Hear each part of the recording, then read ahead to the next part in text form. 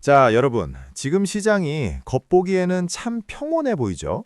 주가도 어느 정도 버텨주고 있고 금리 인하 기대감에 다들 희망 회로를 돌리고 있습니다.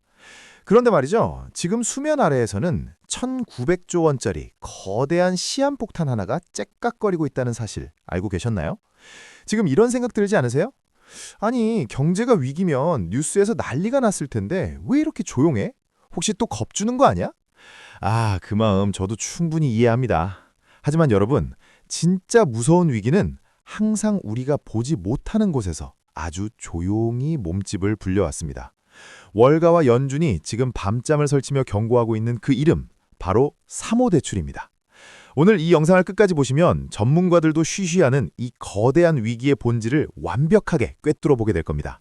이거 모르면 진짜 내 자산이 언제 어디서 터질지 모르는 위험에 노출되는 거예요. 자, 정신 바짝 차리고 따라오세요. 자, 첫 번째 장입니다. 사모대출이라는 말 참 생소하시죠? 쉽게 비유를 한번 들어볼게요. 우리가 흔히 아는 은행이 깨끗하게 걸러진 물을 내뿜는 정수기라면 사모대출은 땅 밑으로 흐르는 지하수와 같습니다.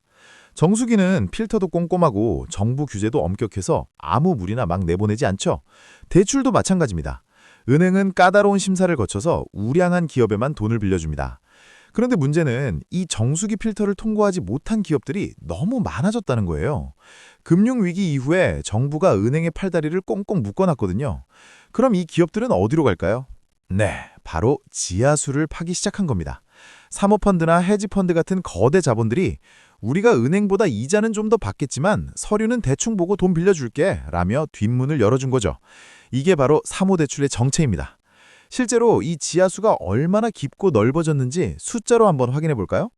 전 세계 사모대출 시장 규모는 2024년 기준으로 약 1조 7천억 달러, 우리 돈으로 무려 1,900조 원을 넘어섰습니다. 2004년에 비하면 거의 10배 가까이 폭발적으로 성장한 수치예요. 우리가 모르는 사이에 은행만큼이나 거대한 그림자 금융시장이 형성된 겁니다. 자, 여기서 잠깐. 여러분이 어느 중소기업의 사장님이라고 칩시다. 은행에 갔더니 거절당했어요. 그런데 옆집 아저씨가 연 15% 이자로 돈을 빌려준대요. 급하니까 일단 빌려 썼습니다. 처음에는 고맙죠. 그런데 만약 여러분의 사업이 조금이라도 휘청거리면 어떻게 될까요? 은행처럼 기다려줄까요? 아니요. 바로 여러분의 공장을 뺏으러 올 겁니다. 비유를 하나 더 들자면 사모대출은 신용등급이 낮은 환자에게 처방된 독한 진통제와 같습니다. 당장 아픈 건 먹게 해주지만 근본적인 병을 고쳐주지는 않죠. 오히려 약 기운에 취해 있다가 몸이 완전히 망가지는 줄도 모르게 만듭니다. 자, 여기서 질문 하나 드릴게요. 여러분은 지금 우리 경제가 건강한 정수기 물을 마시고 있다고 생각하시나요? 아니면 독한 진통제가 섞인 지하수를 마시고 있다고 생각하시나요? 이 지하수가 왜 위험한지, 왜 지금 이 시점에 폭발하기 직전인지 궁금하시죠? 자, 그럼 두 번째 장에서는 왜 전생에 눈먼 돈들이 이 위험한 시장으로 미친 듯이 몰려갔는지 그 유혹의 비밀을 파헤쳐 보겠습니다. 자, 여러분. 1장에서 우리가 사모대출이 은행 뒷문에서 자라난 지하수 같다고 말씀드렸죠? 그런데 여기서 한 가지 의문이 생깁니다. 아니, 은행도 거절한 위험한 기업들인데 왜 전 세계에서 내로라 하는 큰손들은 이 지하수에 자기 돈을 쏟아 부었을까요? 지금 이런 생각 들지 않으세요? 아니, 부자들은 안전한 거 제일 좋아하잖아. 근데 왜 굳이 위험한 사채놀이에 가담한 거야? 아, 그 의문 제가 명쾌하게 풀어드릴게요. 사실 그들에게는 선택지가 없었거든요. 여기서부터 정말 중요해. 지난 10여 년간 우리가 겪었던 초저금리가 이 모든 비극의 시작이었습니다. 비유를 하나 들어볼게요. 여러분이 아주 배가 고픈데 마트에는 비싸고 알맹이도 없는 시든 채소들 뿐이라고 칩시다. 그런데 누군가 옆에서 속삭여요. 야, 저기 깊은 산속으로 가면 평생 먹고 살 산삼이 널려 있어. 조금 험하긴 한데 같이 안 갈래? 그럼 어떡하시겠어요? 배고파 죽느니 일단 산에 오르고 보겠죠. 지금 전 세계 연기금이나 보험사 같은 거대 자본들이 딱 이 상황이었습니다. 실제로 이들이 얼마나 절박했는지 데이터로 한번 볼까요? 글로벌 자산운용사 블랙록의 보고서를 보면요. 전 세계 기관 투자자들의 포트폴리오에서 사모대출이 차지하는 비중이 2010년대 초반에는 미미했지만 지금은 대한투자자산 중에서 가장 빠르게 성장하는 분야가 됐습니다. 특히 사모대출의 평균 수익률은 연 10% 내외를 기록했는데요. 이는 같은 기간 안전하다고 평가받는 회사채 수익률보다 무려 2배 이상 높은 수치였습니다. 자, 여기서 아주 현실적인 금액 계산 한번 해볼까요? 여러분이 1천억 원을 굴리는 연금공단 매니저라고 칩시다. 1년에 우리 어르신들에게 나눠줄 연금 수익률 4%를 맞춰야 해요. 그런데 국가가 발행한 국채 금리는 연 1%밖에 안 됩니다.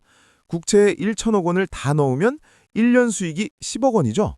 목표치인 40억 원에 턱없이 부족합니다. 이때 사모대출 업체가 와서 연 10%를 제한합니다. 여기에 1천억 원을 넣으면 수익이 100억 원이에요. 목표치를 달성하고도 60억 원이 남습니다. 자, 여러분이라면 어떤 선택을 하시겠습니까? 제 아는 지인 중에 보험사 자산운용팀에서 근무하는 박 팀장님 이야기 좀 해드릴게요. 박 팀장님은 매일 아침 수익률 압박 때문에 머리카락이 빠질 지경이었어요. 알부자, 이제 채권으로는 답이 안 나와. 회사에서 요구하는 목표치를 맞추려면 사모대출 같은 고수익 자산에 손을 안 댈 수가 없어. 라며 한숨을 쉬더라고요. 결국 박 팀장님 같은 전 세계의 수많은 박 팀장님들이 몰려가면서 1,900조 원이라는 거대한 시장이 만들어진 겁니다. 비유를 하나 더 들자면 사모대출은 산소 마스크 없이 오르는 에베레스트와 같습니다. 정상에서 보는 풍경, 즉 수익률은 환상적이죠. 하지만 공기가 희박해지는 구간, 즉 경제 위기가 오면 산소 마스크가 없는 사람들은 가장 먼저 쓰러질 수밖에 없습니다. 자, 여기서 질문 하나 드릴게요. 여러분은 지금 1%의 확실한 수익과 10%의 위험한 수익 중 무엇을 선택하시겠습니까? 수익률의 달콤함에 취해 모두가 산을 오를 때 진짜 고수들은 내려올 준비를 합니다. 왜냐하면 이제 곧 폭풍우가 몰아칠 신호들이 곳곳에서 보이고 있거든요. 세 번째 장에서는 이 달콤한 유혹 뒤에 숨겨진 사모펀드와 기업의 아슬아슬한 동거, 그 위험한 연결고리를 파헤쳐 보겠습니다. 자, 여러분, 이제 본격적으로 이 시장의 속살을 한번 들여다볼까요? 지금 이런 생각 들지 않으세요? 아니, 돈 빌려준 펀드랑 빌려 쓴 기업이 따로 있는데 왜 둘 중 하나만 무너져도 다 터진다는 거야? 그냥 기업이 망하면 펀드가 담보 잡은 거 팔면 끝 아냐? 아, 그건 정말 순진한 생각입니다. 여기서 반전 하나 알려드릴까요?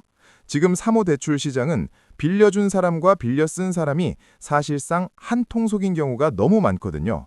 비유를 하나 들어볼게요. 여러분이 식당을 하나 차리려고 해요. 그런데 돈이 부족해서 옆집 사는 친한 형한테 돈을 빌렸습니다. 그런데 알고 보니 그 형이 우리 식당의 지분 절반을 가진 주인인 거예요. 그럼 형은 나한테 돈을 빌려준 채권자이면서 동시에 식당이 잘 되어야 돈을 버는 주주이기도 하죠. 만약 식당이 망할 것 같으면 형은 어떻게 할까요? 냉정하게 돈을 회수할까요? 아니면 장부가 조작해서라도 식당이 멀쩡한 것처럼 꾸며서 다른 사람한테 팔아넘길까요? 지금 사모대출 시장이 딱 이런 이해상충의 늪에 빠져 있습니다. 실제로 이 관계가 얼마나 끈끈한지 데이터로 한번 확인해 봅시다. 글로벌 시장 조사기관 피치두개 자료를 보면요. 사모대출 거래의 무려 80% 이상이 사모펀드가 소유한 기업에게 대출해주는 방식으로 이루어집니다. 전문 용어로 스폰서 딜이라고 하는데요. 쉽게 말해 사모펀드 동네 안에서 자기들끼리 돈을 빌려주고 빌려 쓰는 구조라는 거죠. 문제는 이렇게 한 몸처럼 움직이다 보니 기업이 부실해져도 펀드가 이를 숨기거나 억지로 이자를 깎아주며 돌려막기를 할 가능성이 매우 높다는 겁니다. 자, 여기서 아주 아찔한 금액 계산 한번 해볼까요? 한 사모펀드가 1천억 원을 들여서 어떤 유망한 중소기업을 샀다고 칩시다. 이때 자기 돈은 300억 원만 쓰고 나머지 700억 원은 다른 사모대출펀드에서 빌려왔어요. 기업의 가치가 1,200억 원으로 오르면 대박이죠? 그런데 만약 기업 가치가 800억 원으로 떨어지면 어떻게 될까요? 내 돈 300억 원은 이미 반토막이 났고 빌린 돈 700억 원의 이자 갚기도 벅차집니다. 결국 펀드는 이 손실을 감추기 위해 또 다른 대출을 받아 이자를 갚는 나쁜 선택을 하게 됩니다. 제 주변에 사모펀드에서 일하는 이대리 이야기 좀 해드릴게요. 이대리는 최근에 담당하던 포트폴리오 기업 때문에 밤마다 소주를 마셔요. 알부자, 우리 회사가 인수한 기업이 지금 적자인데 우리 계열사 대출펀드에서 빌린 돈 이자를 못 내고 있어. 근데 이걸 부도 처리하면 우리 회사 실적도 깎이니까 억지로 만기를 늘려주고 있어. 이거 언제 터질지 몰라서 무서워 죽겠어. 라며 한탄하더라고요. 겉으로는 멀쩡해 보이지만 속은 이미 골마 터지기 일보 직전인 거죠. 비유를 하나 더 들자면 지금의 사모대출 시장은 서로의 꼬리를 물고 있는 거대한 뱀과 같습니다. 뱀이 배가 고파서 자기 꼬리를 먹기 시작했는데 자기가 죽어가는 줄도 모르고 계속 먹어치우고 있는 거예요. 어느 한 부분이 끊어지는 순간 이 거대한 원형의 연결고리는 순식간에 해체되어 버릴 겁니다. 자, 여기서 질문 하나 드릴게요. 여러분은 겉은 번지르르 하지만 속은 골마있는 한 통속 대출이 과연 언제까지 버틸 수 있다고 보십니까? 지금 이 아슬아슬한 동거를 끝장낼 강력한 한 방이 다가오고 있습니다. 바로 변동금리의 저주인데요. 네 번째 장에서는 금리가 오를 때 이 기업들이 얼마나 처참하게 무너지는지 실제 이자 계산기를 두드려가며 그 공포의 실체를 보여드리겠습니다. 자, 여러분, 이제 진짜 소름 돋는 저주 이야기를 해볼게요. 지금 이런 생각 들지 않으세요? 아니, 금리 좀 올랐다고 멀쩡한 회사가 망하겠어? 이자 좀 더 내면 되는 거 아니야? 아, 그건 여러분이 변동금리의 무서움을 아직 체감하지 못해서 하시는 말씀입니다. 여기서부터 정말 중요해. 사모대출은 일반 대출보다 훨씬 더 잔인한 이자 폭격기거든요. 비유를 하나 들어볼게요. 여러분이 러닝머신 위에서 뛰고 있다고 상상해보세요. 처음에는 속도가 적당해서 기분 좋게 땀을 흘리며 뛰었죠. 그런데 누군가 뒤에서 속도 조절 레버를 계속 올립니다. 처음엔 시속 5km, 그 다음은 8km, 이제는 15km까지 올라갔어요. 수음이 턱끝까지 차오르는데 기계는 멈추지 않습니다. 지금 사모대출을 빌려 쓴 기업들이 딱 이 상황입니다. 여기서 무서운 데이터 하나 알려드릴까요? 글로벌 신용평가사 S&P의 자료를 보면요. 전 세계 사모대출 상품의 거의 100%에 가까운 물량이 변동금리 구조입니다. 기준금리가 오르면 묻지도 따지지도 않고 대출금리가 즉각 따라 올라간다는 뜻이죠. 게다가 사모대출을 받은 기업들의 이자 보상 배율, 그러니까 번 돈으로 이자를 감당할 수 있는 능력이 최근 1년 사이에 30% 이상 급락했습니다. 번 돈을 몽땅 이자로 갖다 바쳐도 모자란 회사가 수두룩하다는 증거예요. 자, 우리 아주 냉정하게 이자 계산 한번 해봅시다. 여러분이 유망한 기술을 가진 중소기업 사장님인데 사업 확장을 위해 사모펀드에서 1천억 원을 빌렸다고 칩시다. 처음 빌릴 때는 저금리 시대라 연 5%, 즉 1년 이자가 50억 원이었어요. 이 정도면 수익으로 충분히 낼 수 있죠. 그런데 금리가 치솟으면서 지금은 연 12%가 됐습니다. 그럼 이자가 얼마일까요? 무려 120억 원입니다. 1년 사이에 생돈 70억 원이 허공으로 날아간 거예요. 회사가 돈을 더 잘 벌었냐고요? 아니요. 금리만 올랐을 뿐인데 수익은커녕 원금까지 까먹게 생긴 겁니다. 제 지인 중에 강남에서 잘 나가는 스타트업을 운영하던 김 대표 이야기 좀 해드릴게요. 김 대표는 2022년에 아주 유리한 조건이라며 사모대출을 300억 원 끌었었어요. 알부자, 우리 회사 영업이익이 1년에 40억 원이나 나니까 이자 15억 원 정도는 껌이지 라며 자신만만했죠. 그런데 지금 이자가 45억 원까지 뛰었습니다. 열심히 일해서 40억 원 벌었는데 이자로 45억 원을 내야 해요. 앉아만 있어도 매년 5억 원씩 빚이 늘어나는 상황이 되자 결국 김 대표는 회사 지분 상당수를 헐값에 넘기고 경영권까지 위협받고 있습니다. 비유를 하나 더 들자면 변동금리 이자는 기업의 혈관에 빨대를 꽂고 피를 빨아먹는 흡혈귀와 같습니다. 기업이 아무리 열심히 영양분을 섭취하고 성장을 하려고 해도 흡혈귀가 빨아가는 속도가 더 빠르면 결국 그 생명체는 말라 죽을 수밖에 없거든요. 자, 여기서 질문 하나 드릴게요. 여러분이 투자한 기업이 만약 이런 흡혈귀 같은 이자에 시달리고 있다면 그 회사의 미래는 어떻게 될까요? 근데 문제는 도대체 어떤 회사가 얼마나 피를 빨리고 있는지 우리가 알 길이 없다는 겁니다. 5번째 장에서는 안개가 자욱한 도로에서 시속 200km로 달리는 자동차와 같은 사모대출 시장의 투명성 리스크를 낱낱이 파헤쳐 보겠습니다. 자, 여러분, 이제 진짜 소름 돋는 진실을 마주할 시간입니다. 지금 이런 생각 들지 않으세요? 아니, 위험하면 진작에 지표로 나타났어야지. 왜 아직도 시장은 조용해? 정부는 뭐 하고 있는 거야? 아, 그 답답함 저도 너무 잘 압니다. 그런데 여러분, 여기서부터 정말 중요해. 사모대출은 이름 그대로 사적인 거래라서 우리 같은 일반인은커녕 감독 당국조차 그 속을 제대로 들여다보기가 힘들거든요. 비유를 하나 들어볼게요. 여러분이 안개가 자욱하게 낀 고속도로에서 시속 200km로 달리는 자동차에 타고 있다고 상상해보세요. 계기판에는 속도가 잘 찍히고 에어컨도 시원하게 나옵니다. 하지만 10m 앞이 안 보여요. 갑자기 앞에 멈춰선 차가 나타나도 브레이크를 밟을 시간이 없습니다. 지금 사모대출 시장이 딱 이 안개 속의 질주와 같습니다. 여기서 무서운 데이터 하나 알려드릴게요. 국제통화기구 IMF의 최근 보고서를 보면요. 사모대출 자산의 약 70% 이상이 레벨 3 자산으로 분류됩니다. 이게 무슨 뜻이냐? 시장 가격이 없어서 운용사가 이건 이 정도 가치가 있어 라고 주관적으로 매긴 가격이라는 거예요. 상장 주식처럼 매초 가격이 변하는 게 아니라 1년에 한두 번 자기들끼리 가치를 정한다는 거죠. 게다가 미국 연준의 주사에 따르면 사모대출 펀드의 공시 의무는 일반 은행의 10분의 1 수준도 안 됩니다.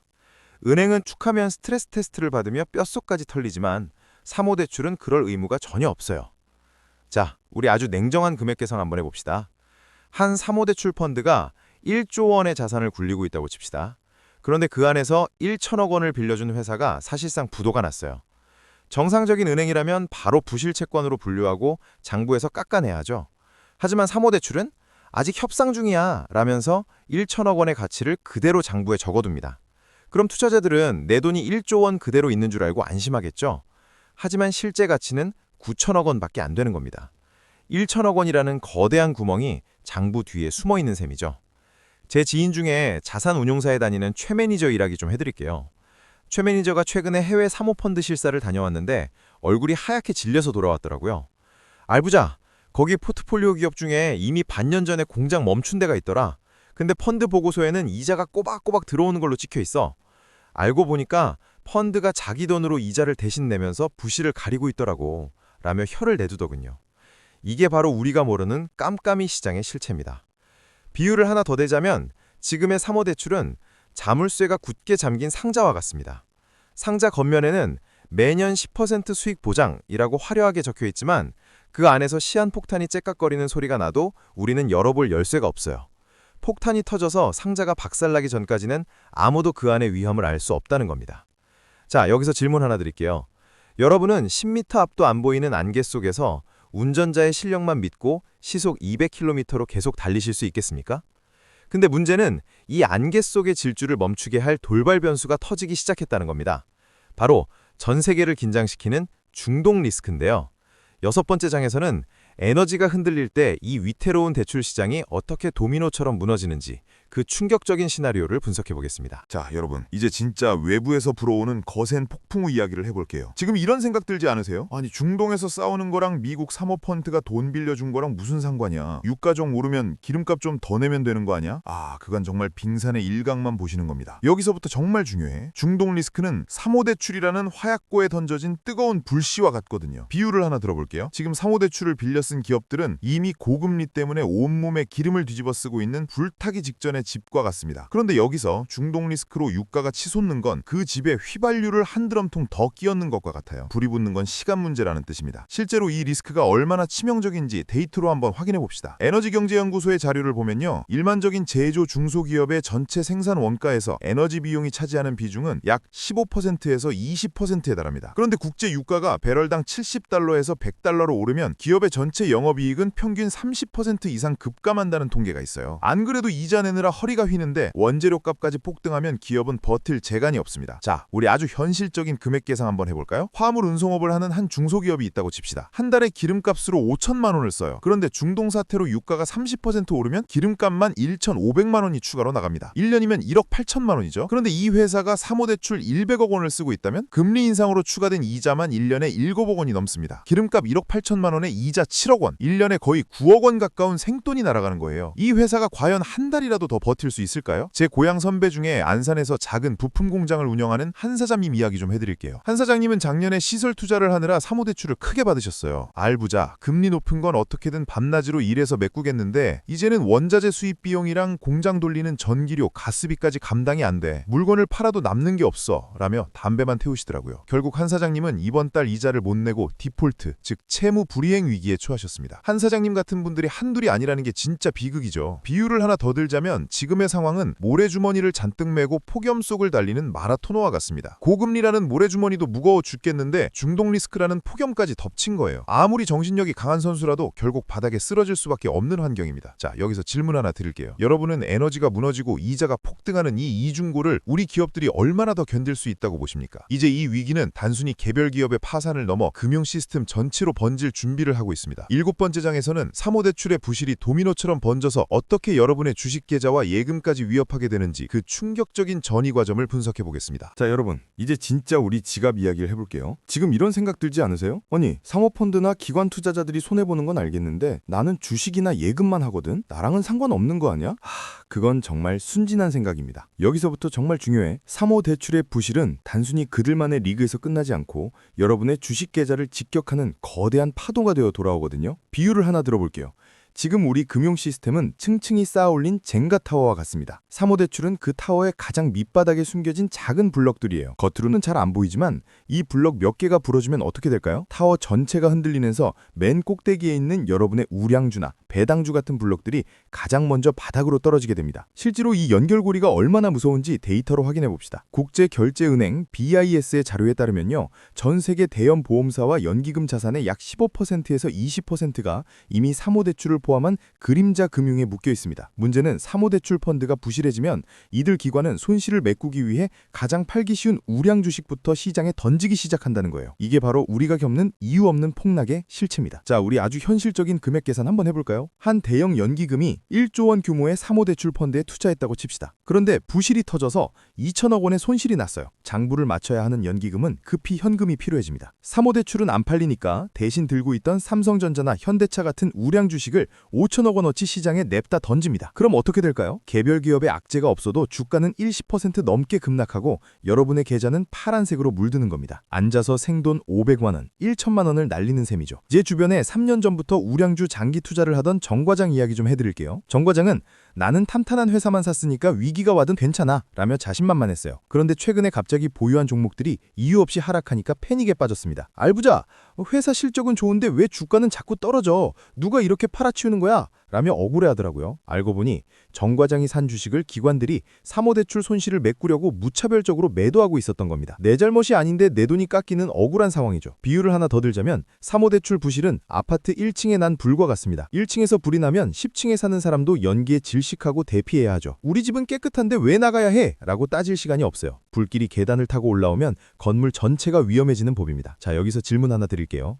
여러분은 지금 내 계좌의 우량주들이 안전한 방공호라고 믿고 계신가요? 폭풍이 몰아칠 때는 방공호보다 더 중요한 게 대피 전략입니다. 자, 이제 마지막 장입니다.